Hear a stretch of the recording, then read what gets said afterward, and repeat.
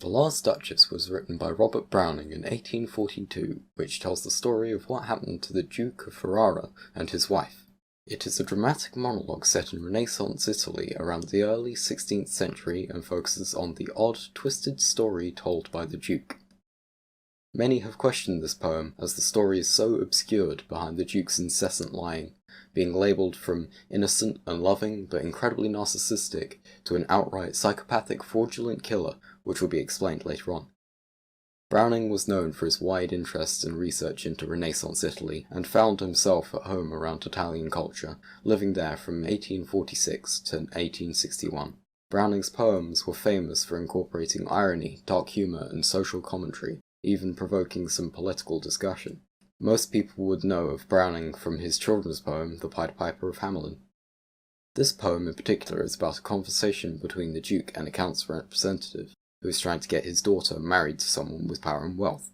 The Duke makes a point out of his previous wife, a woman who lived life to its fullest, loving nature in an innocent way, whereas the Duke doesn't understand the way she feels, thinking that the thing she should enjoy the most in life is being married to him. He is also extremely jealous and paranoid of her cheating with other men, which presumably is the reason why the Duke had her killed. Moving on to structure. Each line has 5 feet, being mostly comprised of iambic pentameter, or stressed and unstressed, with some other variations. Now will be a poem analysis going through 4 lines of the poem each slide. Please feel free to pause if necessary.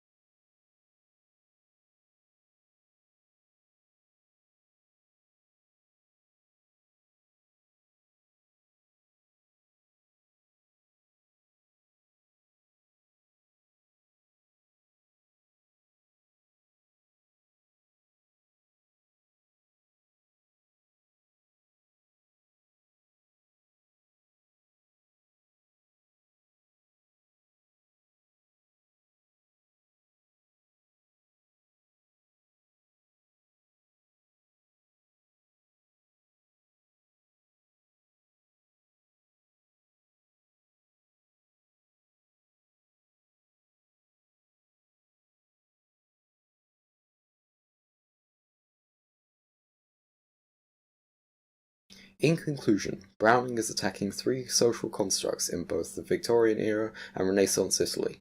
He attacks the idea behind aristocracy and how women are used as bargaining tools to power and money. He also attacks the ideas of privately collecting art, which is something that is based on sharing emotion. Browning also shows his opinion of poetry being the best form of art, as no one can claim a poem to themselves.